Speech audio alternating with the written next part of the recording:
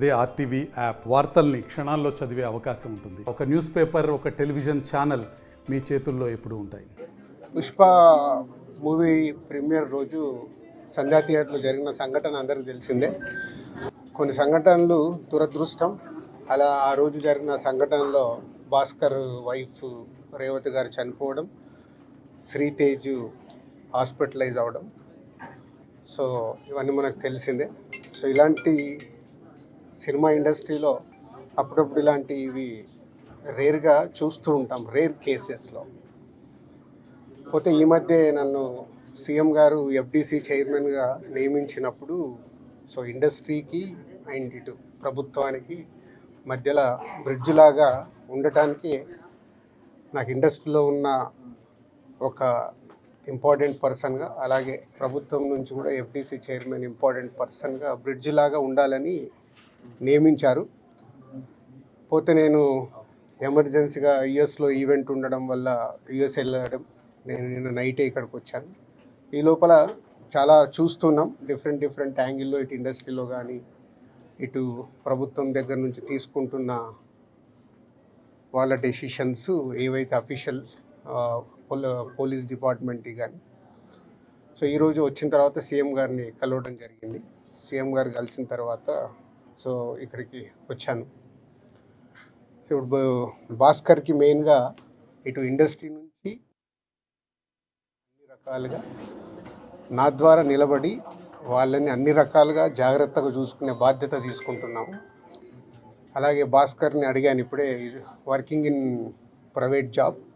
So భాస్కర్కి interest ఉంటే ఇండస్ట్రీలోకి తీసుకొచ్చి ఆయనకు పర్మనెంట్గా కూడా ఒక జాబు ప్రొవైడ్ చేసేలాగా నాకు ఆలోచన వచ్చి నేను సీఎం గారికి చెప్పడం బాగుందన్నారు.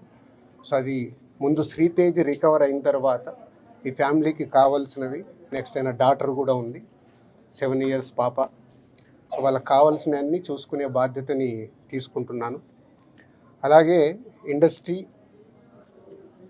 గవర్నమెంట్, ఈరోజు అందరూ గవర్నమెంట్ ఏదో ఇండస్ట్రీని దూరం చేస్తుంది, ఇలాంటి రకరకాల న్యూస్లు చూస్తున్నాం. సీఎం గారు ఒకటే చెప్పారు, ఇండస్ట్రీకి కావాల్సినవన్నీ ఎఫ్డీసీ ద్వారా ఏమున్నా ఇండస్ట్రీ కోసం గవర్నమెంట్ అన్ని రకాలుగా నిలబడుతుంది. అలాగే నేను వచ్చిన తర్వాత ఇండస్ట్రీలో కూడా చాలామందితో మార్నింగ్ నుంచి మాట్లాడుతూ ఉన్నాను. సో సీఎం గారు అపాయింట్మెంటు రేపు కానీ ఎల్లుండి కానీ ఇస్తాను. అందరం వెళ్ళి సీఎం గారిని కలిసి అన్ని రకాలుగా రెండుటి మధ్యలో, ఇండస్ట్రీకి అటు గవర్నమెంట్కి మధ్యలో ఉంటూ బ్రిడ్జిగా ఎలాంటి సమస్యలు తలెత్తకుండా చూసుకునే రెస్పాన్సిబిలిటీని సీఎం గారు నాకు ఇచ్చారు.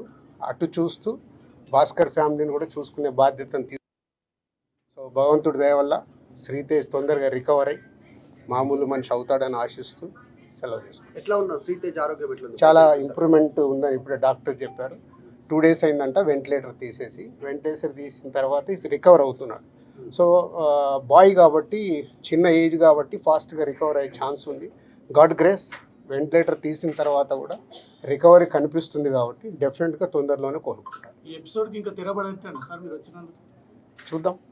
అంటే ఎపిసోడ్ జరుగుతుంది, దేనికి ఎలా మలుపులు తిరుగుతుందో మన అందరికి తెలుసు. అన్ని 2 రకాలుగా ఇటు ఇండస్ట్రీలో జరుగుతుంది కానీ అటు గవర్నమెంట్ సైడ్ కానీ రెస్పాన్సిబిలిటీ తీసుకొని అన్ని తొందరలోనే సమసిపోయేలాగా రూట్ వేస్తుంది. నిన్న కాంగ్రెస్ పార్టీ ఎమ్మెల్యే గాంధీ భవన్లో మాట్లాడుతూ నైజాం ఏరియాలో నేను సినిమా హీరోలు అడుక్కు తింటారని స్టేట్మెంట్. అవి వద్దు, నేను వచ్చింది సీఎం గారు చెప్పింది, నేను వచ్చి ఇప్పుడు కమ్యూనికేట్ చేస్తుంది. రెండుటి మధ్యలో ఎలాంటి సమస్య లేకుండా చూసుకునే రెస్పాన్సిబిలిటీ ఎఫ్డీసీ చైర్మన్గా నాది.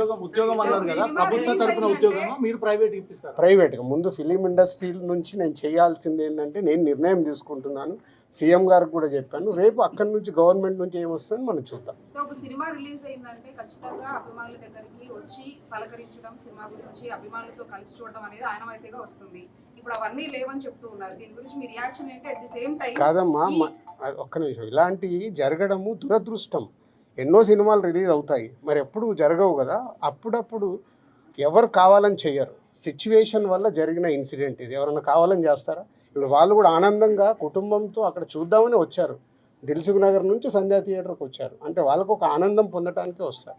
దురదృష్టం ఇలాంటి సంఘటన జరగడం. ఇలాంటి సంఘటన చెయ్యాలని ఎవరు చేయరు. జరిగింది కాబట్టి దీనికి అన్ని రకాలుగా చూసుకొని చేయాల్సిన బాధ్యత పౌరులుగా మా పైన ఉంది.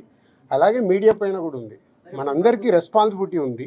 దీన్ని మనము మీ సైడ్ నుంచి కూడా రెస్పాన్సిబిలిటీ ఏంటి, కరెక్ట్గా చూపించిందే 10 సార్లు చూపించి 10 సార్లు వేసి జనాలకు కాకుండా జాగ్రత్త. ఇప్పుడు నేను మాట్లాడాను, దీంట్లో ఉన్న మంచిది జనాల దగ్గరకు తీసుకెళ్ళి సొసైటీకి ఉపయోగపడేలాగా చేయాలి. ఇప్పుడు మీరు చెప్పినారు ప్రభుత్వానికి ఇండస్ట్రీకి మధ్య బ్రిడ్జ్ లాగా మీరు పనిచేయబోతున్నారని. సీఎం చెప్పిన మాటలకి అల్లు అర్జున్ కౌంటర్గా ప్రెస్ మీట్ పెట్టి అవన్నీ కమెంట్స్ చేసినారు, మీరు చూసే ఉంటారు. అట్లా కాదు, ఫాల్స్గా చెప్తున్నారు అని. దాన్ని మీ అబ్జర్వేషన్.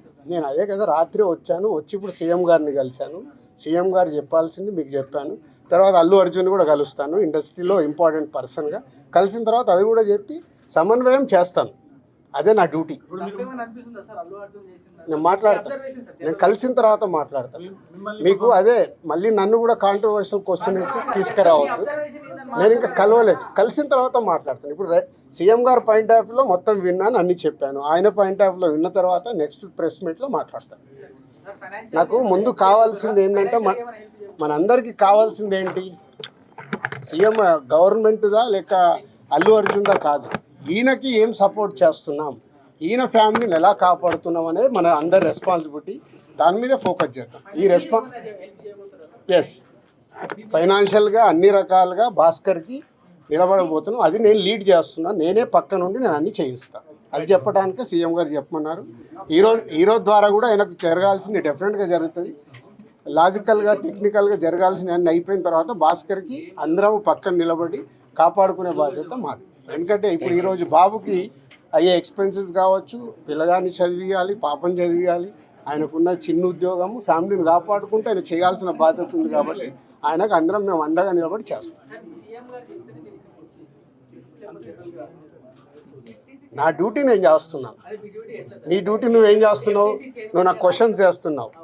ఎఫ్డీసీ చైర్మన్గానే సీఎం గారు అక్కడి నుంచి చెప్పాల్సింది చెప్తున్నాను. నేను సీఎం గారు చెప్పిందే చెప్తున్నాను. మరిన్ని వీడియోస్ కోసం ఛానల్ ని సబ్స్క్రైబ్ చేయండి. లేటెస్ట్ అప్డేట్స్ కోసం వాట్సాప్ ఛానల్ ని ఫాలో అవ్వండి. ఆ లింక్ డిస్క్రిప్షన్ లో ఉంది.